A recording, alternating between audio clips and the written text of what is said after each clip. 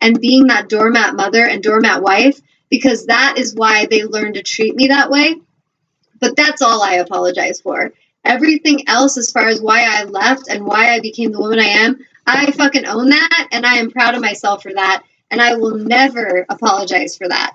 And I feel that each of us needs to get to this place where we can really own our power like that and stop worrying so much about if our kids like us or not. You're not supposed to have your kids always like you. You're supposed to be a guide. You're supposed to be a truth teller, a way shower. You're not supposed to be their best buddy that just says whatever sounds good and goes and parties with them and does whatever to make them happy, because that is going to create monsters. And I see a lot of children these days that are fucking monsters, and they need to learn boundaries. They need to learn respect. A lot of self-entitled, disrespectful children, and we need to be the guides for them, and we need to do that by being their friend, their sister, their mother, their aunt, whatever role we play. We're going to do that by being authentic and by being in our power, not by being pushovers that just let children do whatever they want, or best friends do whatever they want, or husbands do whatever they want. We need to stop enabling bullshit, stop enabling abuse, because every one of us that tolerates that is an enabler of it. And that's kind of like, you can go to AA and you can see how, well, the wife brought home the alcohol, but then she's complaining about her husband being an alcoholic. She's enabling it. She's buying the alcohol and then complaining. Well, stop fucking buying the alcohol.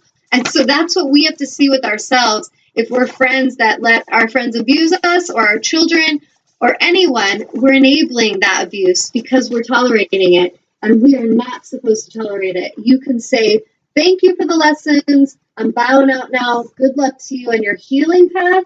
And I'm going this way, to the high vibrational path where the people show up with love and respect, because that is going to be what makes you happy. And those other people, they're miserable anyway. So it's not your job to make them happy. They need to make them happy, and they're the only ones who can. And so to end that, sharing your path with someone is a sacred gift. Don't cheapen this gift by rolling yours with the wrong direction. Keep facing your true north. And that's the end of that. So what do you guys think about that? Sound good? Cindy's saying, Vegas is saying, rock on, Tanya. And Cindy's saying, amen. How about Cindy? Is she still there? Does she have any input? She's saying, amen. Amen. Can I get an amen? You got it. Nice. Well, I wanted to read, I think I've got enough time to read this card that I drew today. I'm going to read a little bit, and this is interesting because Cindy just did my workshop with me on solar plexus healing through the chakras. My next one is not this Thursday, but next Thursday. So any of you watching that want to get involved, contact me. It's a sliding scale of 55 to 77 a session, or you can buy the whole session up front. So let me know if you want to be involved in that. But this card came up in our sacral chakra class and our solar plexus class, and or actually maybe it was just our solar plexus class. But anyway, I drew it again, so it shows it's still wanting to be shared. And then lapis lazuli. So I'm just going to read a little bit of these cards, and this is what it looks like. You guys can see it. I feel like I'm going to sneeze. Oh. There we go. Releasing some more energy. Bless you. Thank you. I could feel it coming. Okay. So this is carnelian. It's connected with creativity, the master crystal Deva Kara L, and it's connected with our sacral chakra. Long I have waited within the sacred land. Take my hand, and together we will realize all that is at the seed of the creative processes through which you move towards joy, peace, and empowerment. Let your eyes hold stars from the great shepherd and descend through the pyramid of Ra to the sands of the fire at your sacral. Call forth the records of self as letters of light and listen to their song. Sit gently and let the voice of endless self define your path onwards to your highest destiny. I am the energy of optimism, the unceasing light, and trust in all that you are and do as you create lessons, not failures, on your journey back home. You and I are old friends, and still your potential grows with every living breath. The time has come to rebirth the pathways of the great children of light. Let it be done in our sacred single name. And I just love these cards. I think they're so beautiful. But here's what it says. It says, the presence of carnelian today is a healing and empowering step back into life. So this is something I teach my students is if you're working with a crystal like carnelian and you don't have one at home right now, but you're listening to me and you're like, I kind of like to work with that crystal. Just right now, take a deep breath and invite the essence of that crystal into your energy field. So you could just close your eyes and carnelian, I invite and invoke your energy and your presence in my energy field to assist and support me in any ways that are needed. So realize you don't need to go grab a stone personally or physically. You could call it in vibrationally. So just something to remind you of. As she makes her way into your world, it is as though the sun is shining within you. Shadows, sorrow, self-destructive attitudes, and doubts are washed clean, leaving a clean slate to rebuild and create your new world. The rules are simple, and listen to these because these are life's rules, and they are simple, but we make everything so complex. They're simple. Be free, be creative, most importantly, be true to you. So be authentic. That is the most important rule of life. Be authentic, be free, and be creative. That's pretty simple, right? Yeah. But you're not taught that in school or from your family. I'm pretty sure most of us weren't taught that. But that is the true alignment. So whatever bullshit you were taught, be willing to scrap it, dissolve those old belief systems, and remember to embody your new truth of being free, being true to self, and being creative. Set goals and draw a path of joy upon which you will confidently walk to your individual purpose. And one of the things that Matt Kahn said last night is he said, one of the things that gets people in trouble is they're like, oh, we're all one. And so we just try to all be the same. And he's like, we are one, but we are different. We are not the same. So I am one with Amnon. Our souls, like we know we're from the same ocean, but I am Tanya Love and I am very different. And I am very unique, individual expression of divinity. And Amnon is a very individual, unique expression of divinity. We both are very good and masterful of what we each do. And what helps us work beautifully together is that we have this diversity that we can see and honor. So he doesn't think Tanya needs to be just like me, and I'm not frustrated that he's not just like me. You're so funny, Amnon. That's a good sound effect. But we have to remember this because we live in a world where a lot of people try to be the same.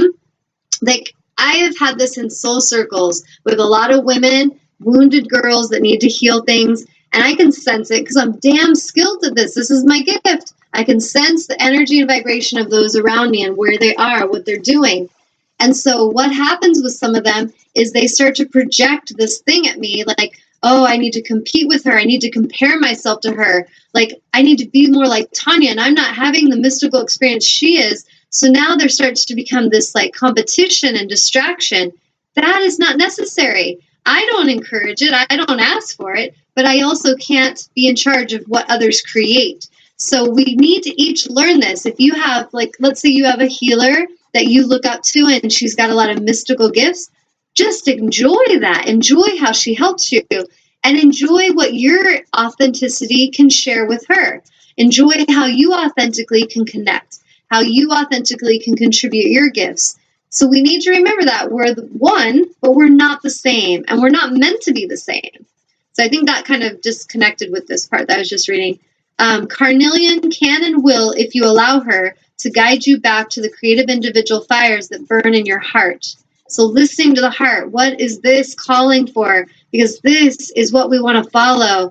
Our truth, love ourselves and love what we do what we love. That's what we're here for. We're not here to be slave drivers. We're not here to work hard for approval of dad or grandma or sister. We're not here to do jobs we can't stand. That is a waste of your life force. We're here to honor the heart and to follow the heart's calling and to go be magical and be creative and be free and be true to self. That is what we're here to do in our own unique individual ways. I love this part. I encourage you guys to write this down or remember this. Do something new, something forgotten, and something feared in the coming weeks, and rediscover the common thread, your individual spark, and trust in self. So do something new, something forgotten, and something feared. And think of how that's going to help you with evolution. Carnelian can also represent a new relationship or a breath of life into an established one. Now is your time to take action. And the healing affirmation is, creativity is my path to freedom, joy, and unity. And I'm going to add to that, because this whole discussion today was about authenticity. So let's say our affirmation that we could write down in our journal, and you guys could just focus on this over the next several weeks or the rest of your life, is creativity and authenticity is my path to freedom, joy, and unity. And I really encourage you to really own that, creativity and authenticity.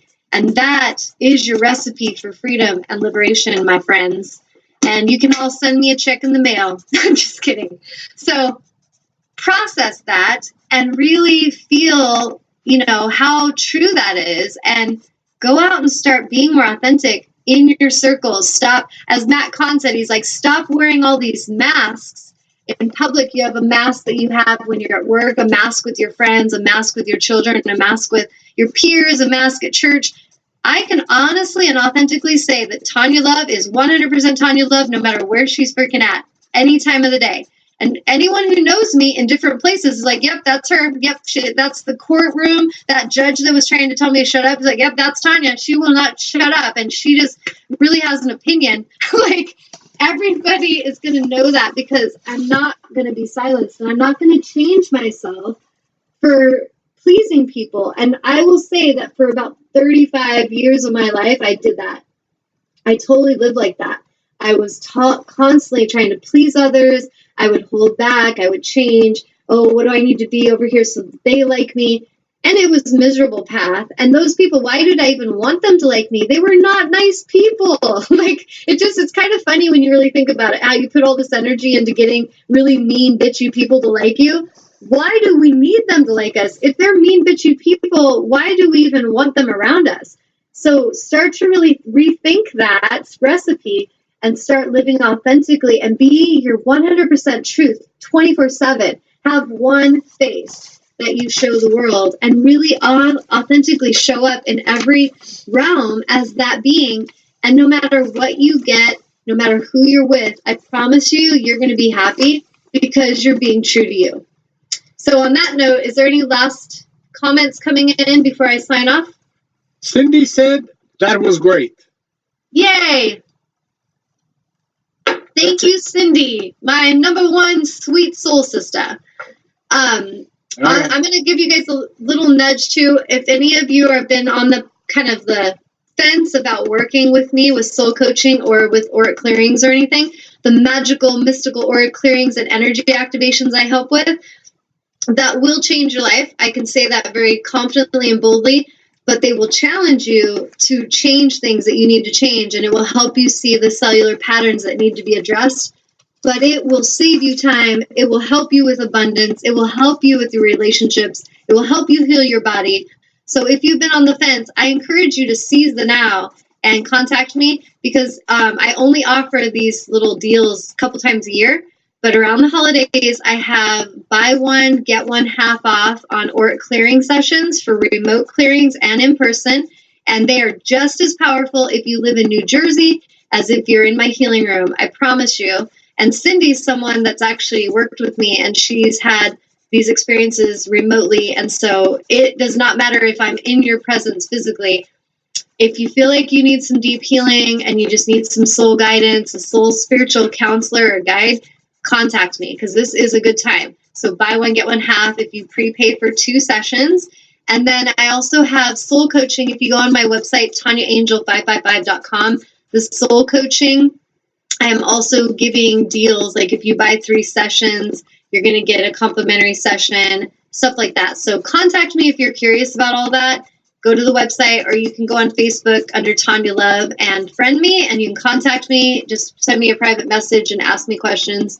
And then for local people, the yoga punch cards, I do teach yoga, and I have a yoga teacher training coming up in January.